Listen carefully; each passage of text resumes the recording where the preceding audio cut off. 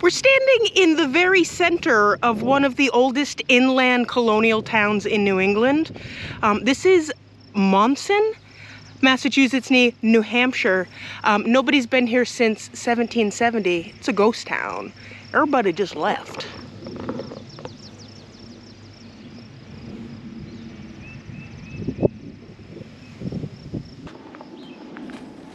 A 270-acre collection of cellar holes, stone walls, and horse trails are all that's left of this colonial British town. Monson, Massachusetts.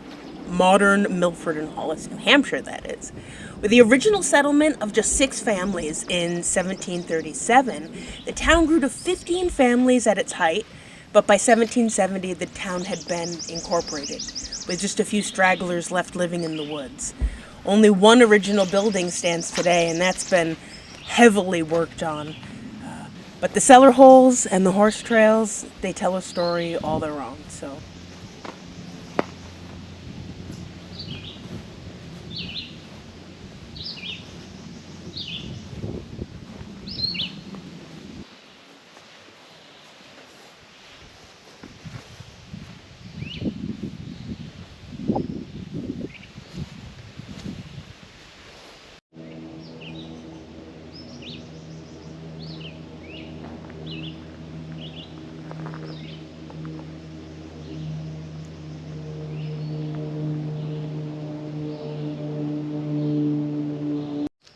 I think this is a really good kind of surviving example of just how hard this land was to farm.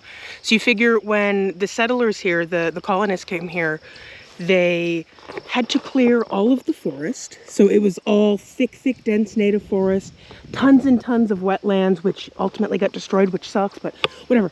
But it's still super hilly. This is probably like the best, the flattest, most level place in all of Monson.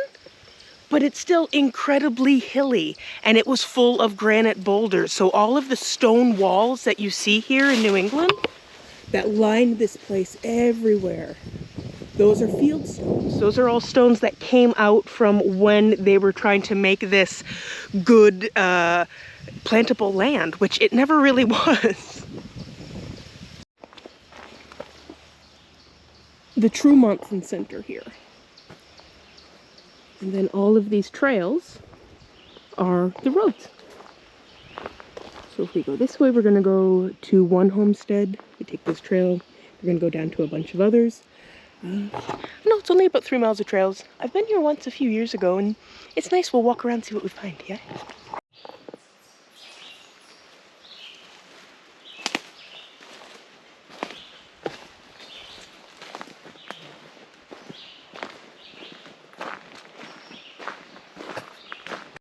All right, we've made it to the first of the cellar hole.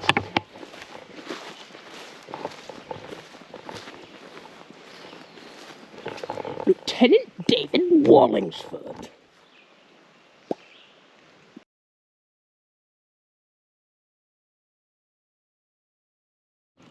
Just cool. We have a Revolutionary War, hero, whatever, a soldier, a man that I'm sure did his best.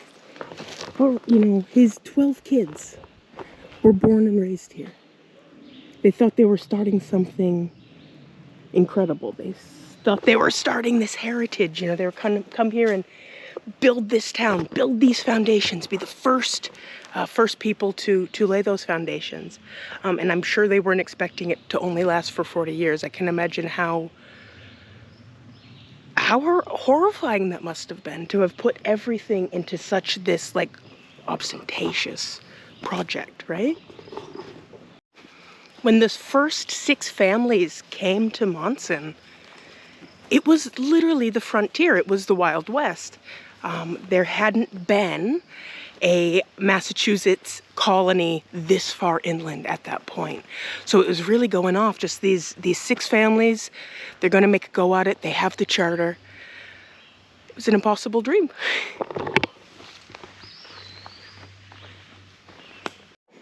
Joshua Bailey, he was son of a cobbler who was the original owner of this home, the original builder.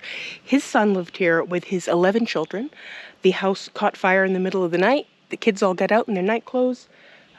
And the sign says they went west to join the Mormons. When did Mormonism start? I have no idea. It wasn't like that far. What?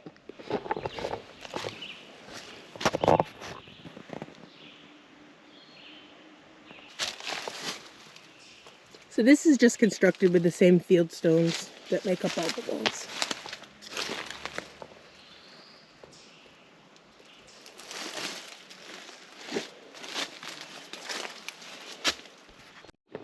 Okay, I just looked at it's 1830. The Mormons started in 1830. So this house was like still around then? I guess I don't really understand. Look at that. So if they couldn't have gone till 1830, am I lost? Do I know where I am? Not so much. I don't know where the trail is. Happens to me more often than not, though. All right, we got something going on here. 1843. I don't know what it's a marker for, though.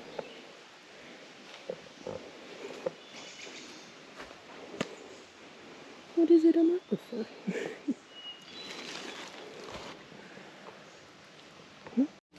This is a really cool little outcrop. Get right up in there. Whoa. All the mosquitoes.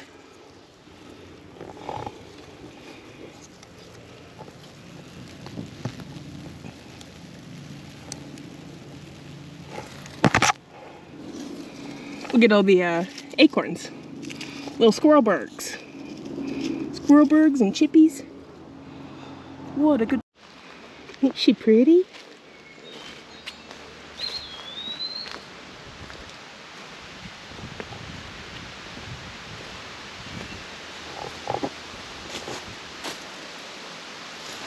It smells so good. It smells so nice in this forest.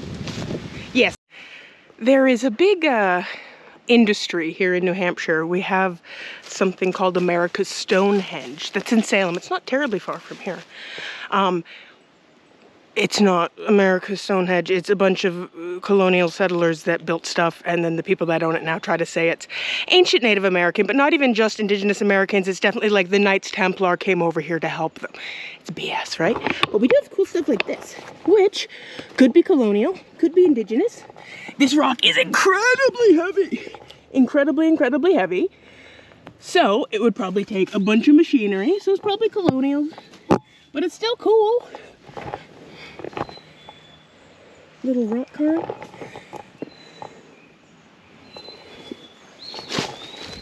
But we have little things like this, little chambers. They call them kind of everywhere in New England.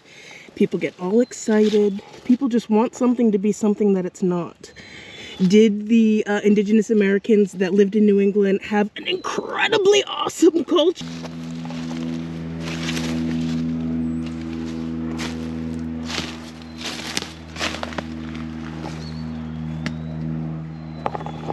Granite and timber, that's something we have plenty of around here, that's for sure. Granite and timber. Such a nice day for this. I didn't know what I was gonna do today. I just knew I wanted to go somewhere on my motorbike. I hadn't been here in a few years, so why not grab the camera? It might be fun to show everybody on YouTube. It's only about 30 minutes from my house, about 20 miles.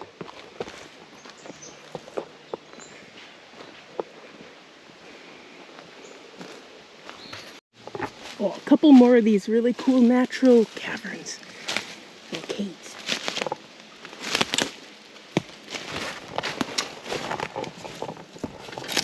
Oh, this one goes way in there.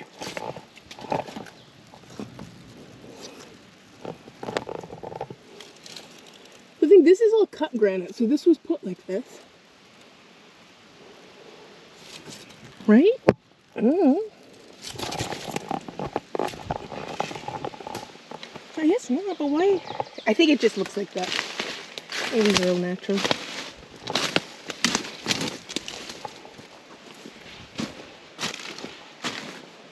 Oh yeah, these are all natural.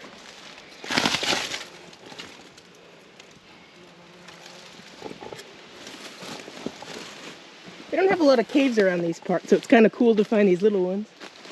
Whoa. see, look at these big giant glacial rocks. All broken up. Look at how big that fucking rock is.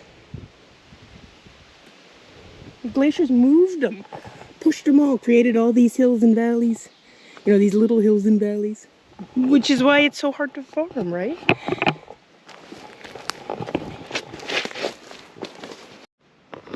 I'm hunting for the only municipal building in Monson. It was not a church or a schoolhouse or a meeting house, which they were trying to build when everything went up in smoke. So I think one of the major theories is that they couldn't decide on who was going to pay for things and where, and not getting along with their neighbors, so they just said, well, fuck it, and left, and like went back to Boston or whatever. But the town pound. So the pound is where you keep your errand livestock. I think this is it. I'm looking at the map. Maybe it's over here. I'll tell you what that is. It's kind of interesting. But the town pound was kind of unique in New England colonial architecture because the way that the villages were first started up, it was just you made a stone building in the middle of town. You hired someone or elected someone to be the person that dealt with the errant animals.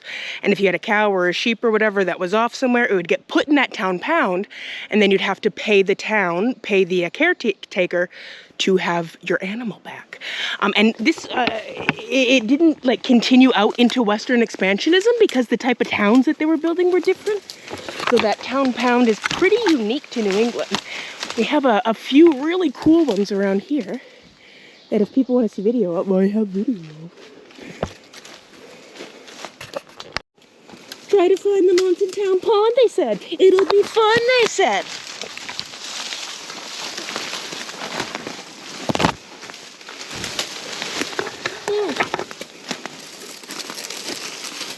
Oh. I think I need a good witch name if I'm going to be a forest witch.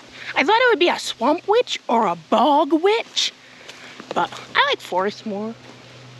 If it has a little swamp or a bog, that's like just a plus, right?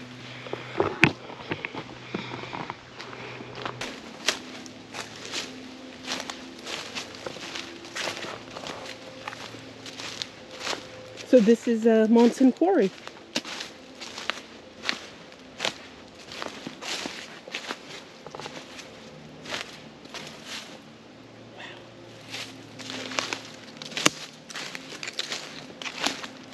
Hey, froggers.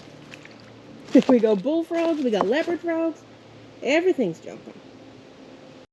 Extra special bonus predator poop. Fox or coyote. I see a nail of something. Something's nailed. Something's additional claws. They ate the claw. They ate all the furs. Dr. John Brown. This is where he lived, the only doctor the town ever had. He also served in the French and Indian War. Wow.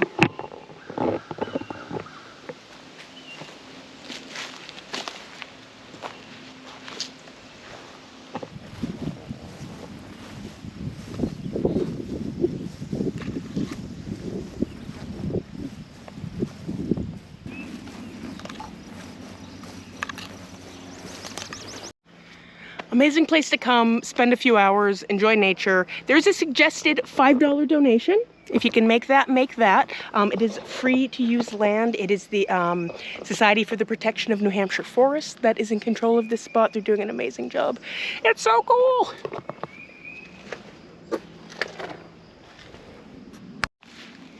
Found your regular New England dump site. We got some old boots.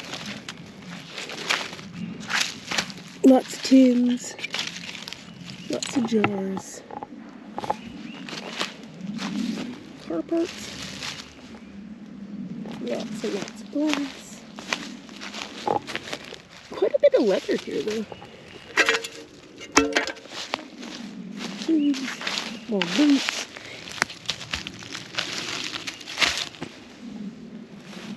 All the good stuff. I picked a little bit.